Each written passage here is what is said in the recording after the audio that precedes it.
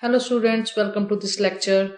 If you are a regular student of my channel, you must have checked out one of the videos, and that was what printf returns. So if you haven't checked that out, please do that. I'll be putting the link in the description box and in the I button also.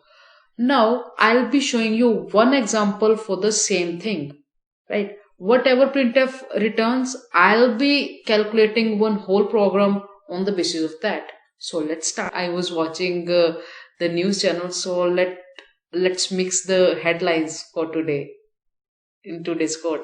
Let's start. Okay, so first of all, I'll be taking one variable int a, and let's just not give value to a.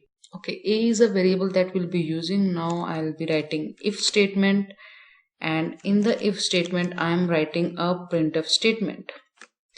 Now, as you know, whatever will be in the condition of if block, if that expression returns a non-zero value, then if block will be executed, otherwise else block will be executed. If the condition of if block or the condition of in the braces of if is returning you 0, then the else part is considered or is being executed. So I am writing something in the printf.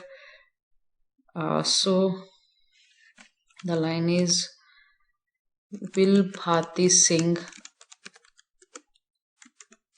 get bail or not? Now in the if block, I know it sounds funny, I'm using the headlines in the if block. Actually, I was watching news and I was like, why not clubbing these two things together, right? Okay, so in the if block I am printing, I'm assigning a value to a, that is 5. In the else part, I'm assigning a value to variable a that is other than 5, let's say 10. And and after this I'll be printing the value of variable a. And firstly we need to put \n for new line character, and then we need to print the value of a. So for that I am using %d. So over here I'll be writing a, and that's it. Let's just put \n in order to make it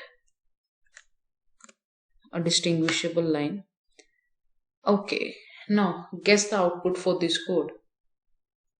In this code you can check out whatever printf will be returning.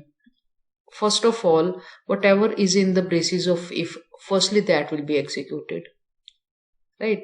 So printf is nothing but a function, and that function returns something, right?